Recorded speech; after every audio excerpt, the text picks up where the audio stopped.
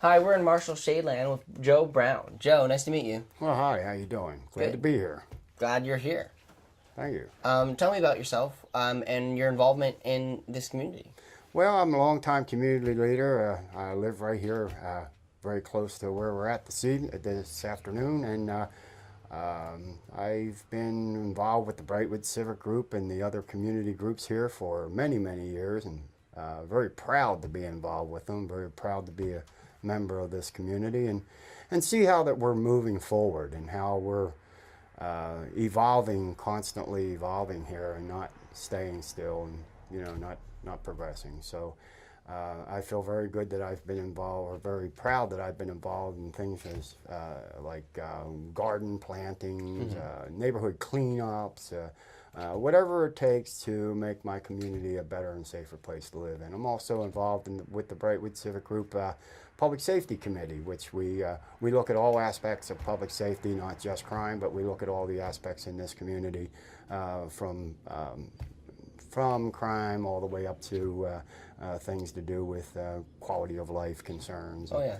And we talk to the folks in the neighborhood and find out what their concerns are and try to work on those concerns and change what those concerns are, and that's what it's all about. Oh, yeah, there's a lot of different things that go into like public safety depending on the community, I guess. Like Correct. there's crime, then there's also like traffic, and there's other things, hazardous, maybe like there's land or Correct. interact. Yeah, so. Well, one of the things that we found over the years, and I've been involved with block watch committees per se, and block watches are fine, but what happens is they only focus on one area. They only focus on the community and the crime in the community. And I personally think, and this is just me speaking, I personally think when you just deal with crime in the community, it paints a bad picture about the community. Yeah.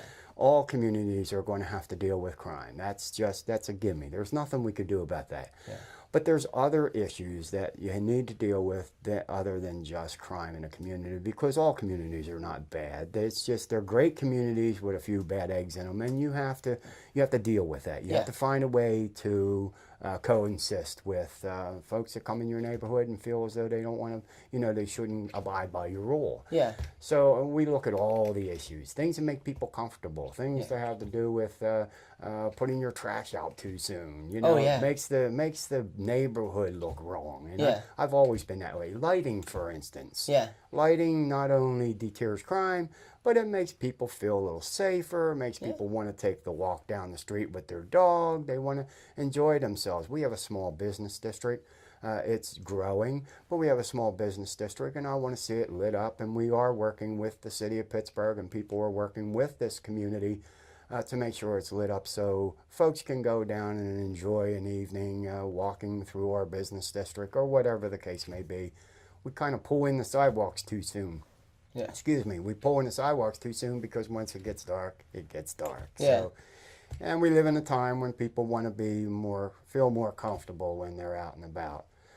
I love this community. I hate the fact that sometimes we have to pull in the sidewalks and close our doors and lock our doors after a certain hour. What do you mean by pulling the sidewalks? Well, it's mainly things shut down. People have this wrong painted picture about any place in the city. We're a great city. We are a great city, and we've got some very good people out there in the city that are working to make us move methodically forward. And I truly believe that everybody should be aware of that and get involved. Yeah. And realize that, you're going to have problems, but you need to live with those problems and methodically move forward and get involved in your community neighborhood groups and cleanups and be involved in everything you possibly can in your city, because that's how we move forward in the first place. Oh, yeah. You just can't depend on just the community groups. It has to be everybody gets involved. Everybody has to think positive, think forward, and that's where we'll go. How do you get people involved, though? Well, it is a difficult situation over the years. I've used everything from court-appointed individuals to anyone that would be willing to help out. Yeah. And it's been very successful over the years. The Brightwood Civic Group and Brightwood community do things like Pumpkin Fest. They also have they used to have a Spring Fest, which kind of dissipated off due to lack of participation. Yeah. We've done many cleanup projects in the neighborhood where we've used church groups, we've used for assistance as volunteers, we've used court appointed, of course, Yeah. and anyone that was willing to come out and clean up debris and stuff off your streets to make your community look nice. If you drive through Brightwood, you will notice that we keep our neighborhoods clean. In fact, we just had Earth Day. We had a cleanup right where we sit. And right where we are at this point, we had a cleanup for Earth Day, and we did this whole entire area trying to make it look more presentable for the people that are entering and exiting our community, saying, wow, that's a nice place. It's nice and clean, nice place. I should buy a home there. Yeah. And that's what it's all about, bringing folks into our neighborhood that wants to buy a home and make this their neighborhood as well, and maybe get involved in the neighborhood. Yeah, and getting better. Correct. And that's what brings me back once again to the Brightwood Civic Group, as I mentioned them a couple times. Yeah. They are working on a program called the Woodland Avenue Revitalization Program, where they are purchasing homes, revitalizing these homes, and selling them out at a nice price, and bringing in some nice folks into the neighborhood, and really making our neighborhood a very nice place to live. So. Yeah. And you mentioned Brightwood, and I know that the city calls it, I guess, Marshall-Shadeland. Marshall-Shadeland is the formal name for it. Yeah.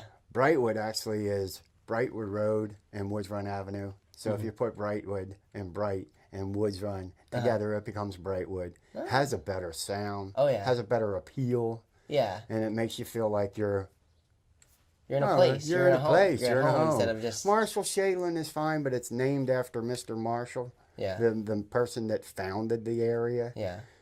We are now on Shadeland Avenue. Yeah. So it makes sense. Yeah. It'll always be called that by some city officials. Right. I believe the police department will always use it because it's a good code name for them. Yeah. But most of us that live here respect this part of our community. We refer to it as Brightwood. So you have the Brightwood Civic Group, and you have the Brightwood Athletic Association, and you have some others that are named Brightwood. So that is something that caught on. We like it, and has a classy name. Yeah, classy tell me about sound. Pumpkin Fest you mentioned earlier. Pumpkin Fest is a program that the Brightwood Civic Group's been doing for many years. It takes place at the Horseman Field next to Horseman School, which is now closed down, unfortunately. Was closed down in one of the closings. But anyway, to make a long story short, we have upwards of 200, 300, 400 people come out. Right. Very great program put together by the Brightwood Civic Group, where we give all the children some free gifts. We give them pumpkins, the actual pumpkins. We give them the plastic pumpkins full of candy, and we have games and horse rides and pony rides and the bouncy ball machine, and we have all that stuff going on up there. And it's a good community event to make people realize that not only is there the Brightwood Civic Group that's out there working for them, but there's also a great community that respects the community and the people in it. Oh, yeah. And we bring them out once a year. It used to be twice a year, but due to lack of money and due to the lack of a lot of participation, the Springfest kind of faded away. Yeah. But we did that for many years as well, and it was kind of the same idea. But the Pumpkin Fest is something that this community looks forward to. Yeah. Are there other community events that go on during the year? We've kind of cut back from a little bit of them. Yeah. We've had National Night Outs here. We've had, I coordinated one of the National Night Outs because I'm one of the CERT leaders here, Community Emergency Response Team leaders. We had one, I believe it was 2007, don't quote me, I can't remember, but that was very successful right here in our community. We are planning to eventually do something on that line once again. We're constantly doing cleanups and garden planting, and we have people in the civic group as well as the community that are willing to tend these gardens. We have one of the natural gardens that the Conservancy puts in. We have one ourselves right at the bottom of Marshall Avenue, Marshall in California, where we have one assistant that takes care of it and has some volunteers to help her. I was one of the first ones to put that garden in years ago, and I'm so glad that it's continued on and evolving and continuing. Yeah. Actually, there's a garden right across the street there. Cool. So we have that was an empty lot, by the way. Yeah. So we'll take empty lots. Yeah. And just find an empty lot that all it does is collect debris and trash and a few tires. Well, let's get that debris, the tires, and the old weeds out of there. And if nobody's going to buy the property and use it for something, we're going to turn it into a garden. Yeah. At least it gives the community a little more, a better look. Oh, yeah. Instead of a deserted little square area with a bunch of weeds and a few tires. Yeah. So that's something that Brightwood has been working on for years, actually. We have several of these little mini gardens all over the neighborhood. Green spaces, garden spaces, whatever we want to look at them, they're good spaces that help the community. Help the community, and they're utilized for the right reasons. Oh, yeah. Well, thanks so much for coming down and taking the time to meet with me. Well, thank you. And yeah, it sounds like a very involved community. Yes, it is. And we're evolving. Yeah. We're getting better, and come visit us. Cool. Well, I'm asking everybody to come visit us. Come visit Brightwood.